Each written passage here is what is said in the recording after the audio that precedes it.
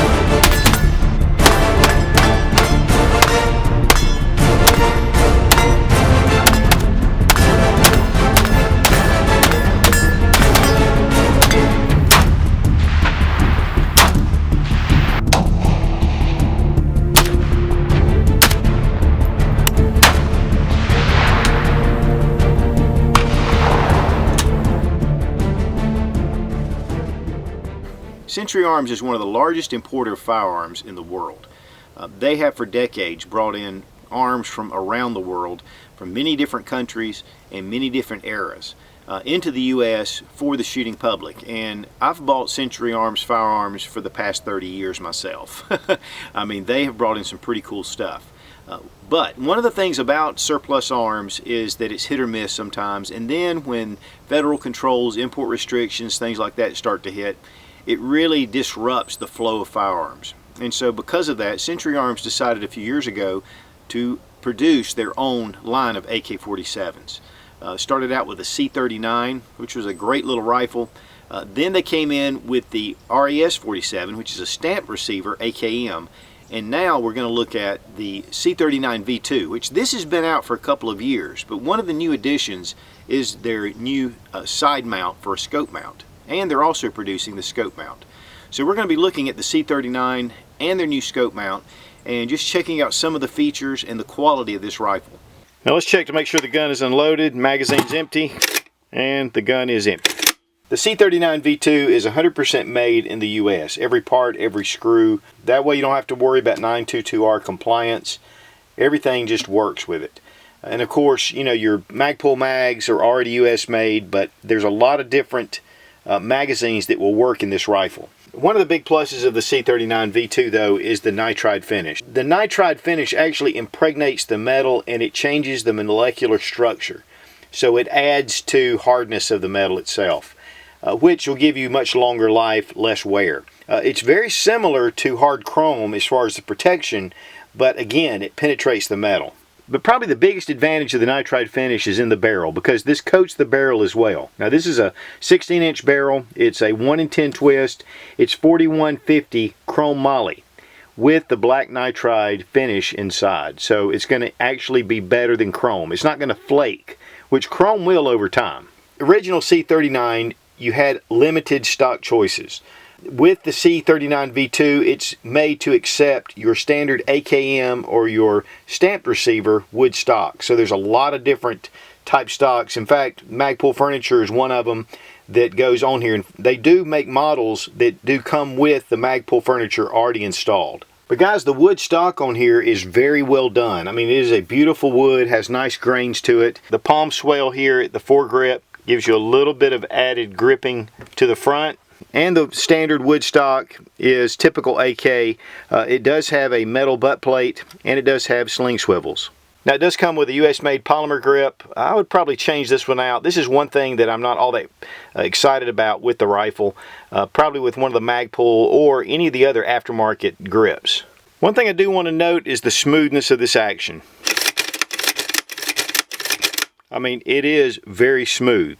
The bolt is hard anodized finish. The safety selector does have the notch cut out, so you can bring your bolt back, engage your safety, and you can have a bolt hold open. Of course, on an empty magazine, the AK-47 doesn't hold the bolt back. So when you insert a magazine, as soon as you drop this, it's going to go home, even on an empty magazine, unless you have one of the bolt hold open followers. Another thing to note is the large T-handle on the magazine release. And this makes it really easy to be able to grab that magazine and switch it out. And I really like that feature. It's not too big to where it catches on things, but it's large enough to where you really know you've got a hold of it. Now the receiver is milled from an 11-pound block of ordnance steel. It's 4140, it is milled, it has a nice thickness to it. All the rivets are set very well, and of course you have this cutout right here to relieve a little bit of the weight. Your dust cover is a little bit heavier as well, and the gun is just made solid. In fact, when you look over the rifle, it's very well finished, and that's one of the things not typical with your AK-47s. Now the mag well has been beveled some, so that makes it really nice. It fits those magazines really well. One of the things I really like about a milled receiver over the stamp, because the stamp is just loose here, milled, it just goes right in. Now I'm not dissing the AKM or the stamp receivers because I love those guns, but one of the things about a milled receiver is it does give you a little bit of room to be able to bevel this out some. It does come with the standard Akm Sights, and of course these are fully adjustable out to about 800 meters, which is completely crazy. But this definitely gives you some elevation out to about 500 meters is about the max for the AK-47. Typically at about 550 it goes subsonic, and then the bullets get really unstable. And then here you have your front sight post, and of course this is easily adjustable. It has ears to protect it, but it doesn't come over the sight. The muzzle brake is a chevron muzzle brake. This does mitigate recoil pretty nicely, and then it has ports all along the front. It's only on the top and not underneath, so it doesn't blow up dust. But this has your standard left-hand threads, and you can change this out for any of your aftermarket muzzle brakes if you choose to. And we have a sling loop right here toward the front. Now the gun has been safety checked. We're going to check the trigger, just kind of the smoothness and the action. A little bit of take up right here, as you can see, but it's really smooth. Reset, right about there. Again, we have some take up, and there you go. Just a little bit of a wall. Not a bad trigger at all, especially for an AK. We're going to check the trigger pull weight. 5 pounds 6 ounces. 5 pounds 9 ounces. 5 pounds 15 ounces. So under 6 pounds, around the 5.5 pound mark, which is really good. We're going to weigh the rifle with the magazine inserted. 8.25 pounds. And as far as overall length, it's 36 inches. The C39 features a side rail, and this is integral with the Red Army standard mount, and this is something new from Century Arms. It's a 4 times stronger than your traditional mount. This bar is actually held down by 2 screws, and then there's a pin right here, and this actually clamps onto the rail. You don't have to slide it over. You can actually fit it straight on. It comes with one of the Aimpoint T1, T2 mounts, or any optic that's compatible. And we're going to put on one of the Vortex Spark 2s on here, and it comes with set screws as well. Now before you attach the mount, you want to go ahead and put on your optic. There are 2 screws here if you want to take this mount off, or if you want to move it and adjust it to different points. So we're going to start out with a little blue thread locker. Be careful because you can easily put too much on there.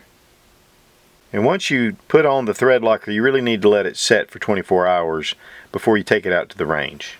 Now the actual mount itself is not included with the C39 V2. This is made from 6061 T6 aluminum. It has a hard anodized finish, but you are able to field strip the rifle with the mount in place. You can get the dust cover off and take it off. This does re-zero really well, so if you do have to take it off, you put it back on, you're really going to be close. Once you loosen this bar, you can just slide it right onto the rail. You don't have to fish it from the back end. And then just tighten these down. That is a solid fit.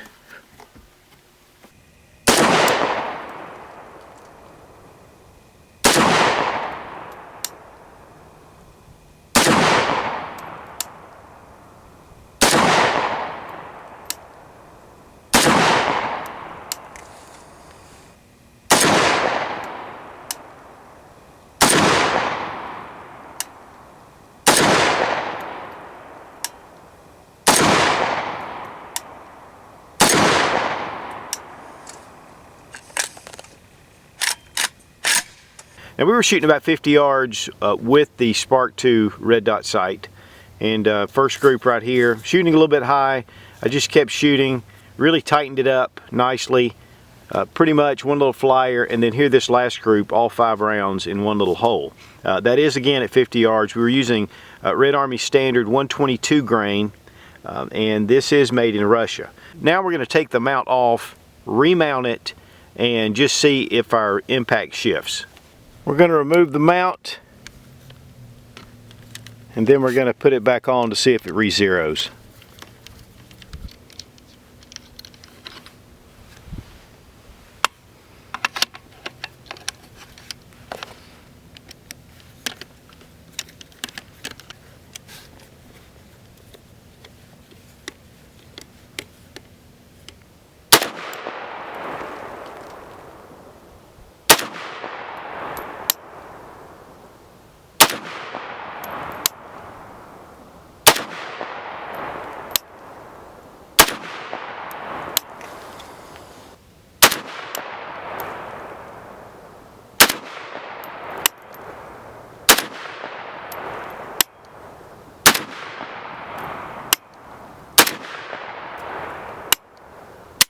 Now I shot 2 groups just to do the test after we remove the mount, and you can see it's still shooting just in about the same area. If anything, it moved it over just a little bit more lined up with the sight. But it's still shooting right about in this area. Here are the original groups, same thing. So removing your mount will not significantly change your point of aim. Now we had 3 separate range days. We were using some of the Red Army standard 7.62 by 3.9. Functioned very well. It's good steel cased ammunition, which feeds a lot of times in the AKs very good. We were also using some others, and we had 0 malfunctions. We shot probably about 800 rounds all told, through not only Magpul magazines but also steel magazines, Romanian and others. And the rifle just seemed to really function well. The stock, of course, it is the classic wood stock, but it still handles very well. I have a couple of rifles with the new Magpul furniture, which I really like, but it's something about this old classic wood that's really nice. I had a couple of friends of mine, Skinny Medic from the Skinny Medic YouTube channel, and also Robbie from Wheaton Arms, doing a lot of shooting, getting their thoughts on the rifle, and we just had a great time with this rifle. It just has a really good feel to it. The trigger is really nice in it. It does have one of the Red Army standard triggers in it, and then of course with this chevron muzzle brake, it seems to shoot very flat.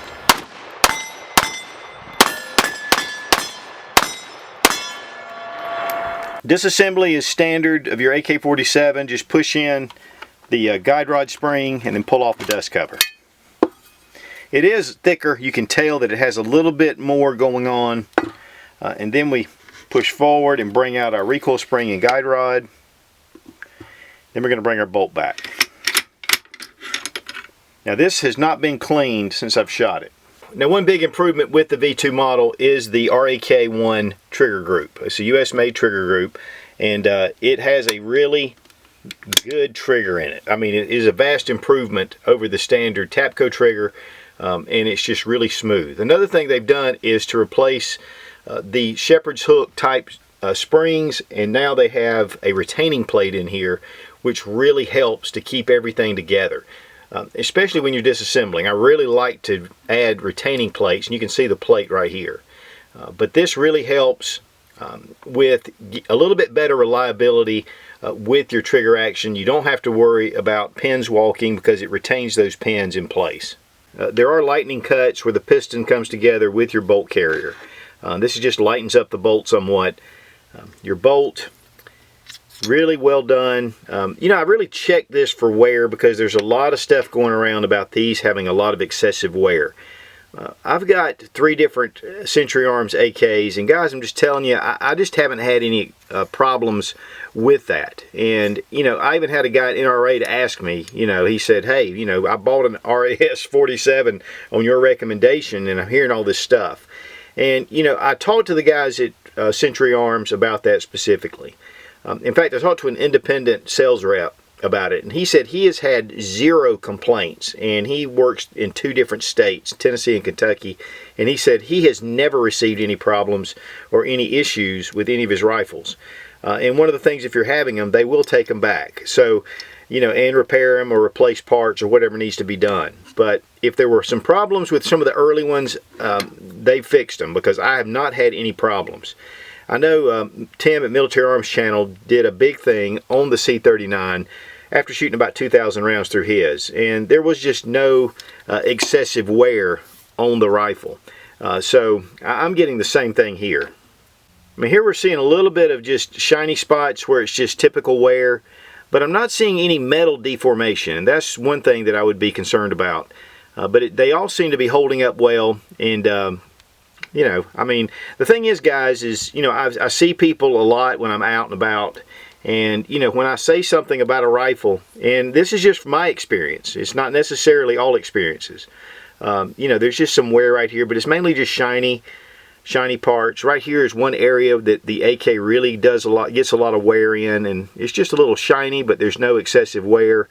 The rails seem to be fine as well. So, you know, but again, you know, people come to me and they'll, you know, and I see you guys. So it's important to me that I just, you know, tell you the truth, because I don't want you buying something that you're going to regret buying no matter what.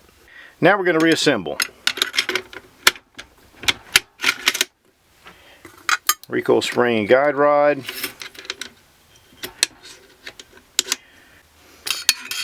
We're going to get our dust cover in here. Snap it down and we're good to go.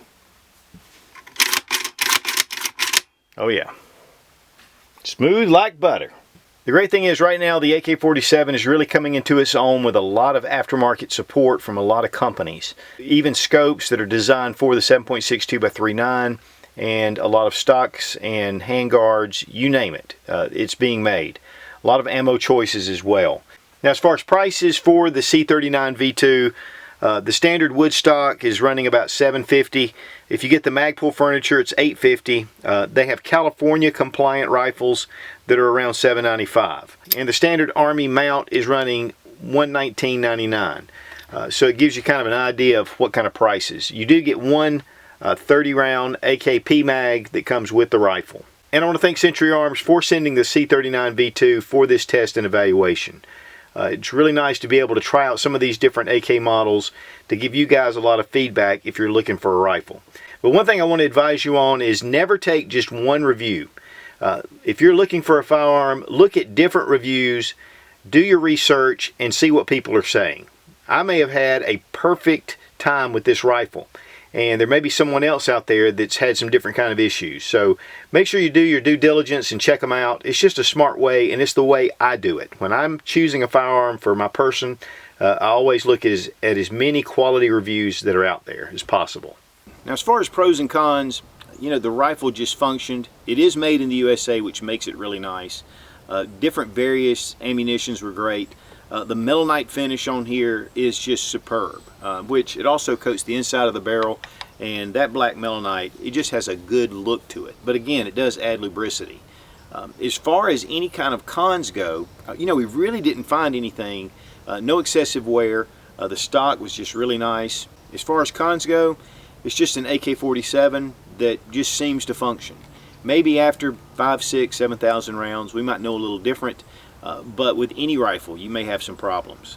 This just seemed to fit the bill well. So if you're looking for an AK-47, I think that the C39 V2 is an excellent choice. Be strong, be of good courage. God bless America. Long live the Republic.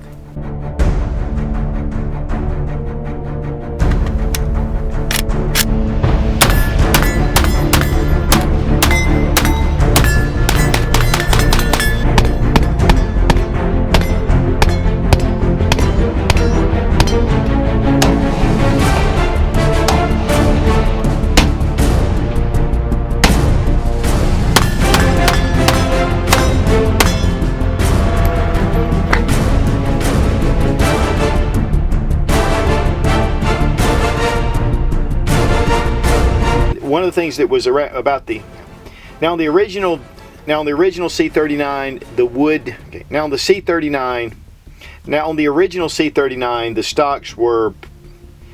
This is just an excellent rifle. Thanks for getting the suit height. All right, that'll be good. I mean, it seems like all my friends are tall. I don't know what's up with that, but it just is. And now for word from our sponsors.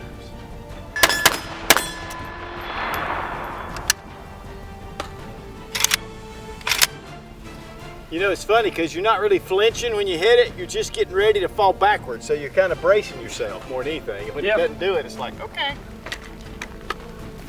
What you smirking about? What do you have that look on your face for? I'm like, what do you want me to do? Have some kind of flipping happy smile all the time? Good.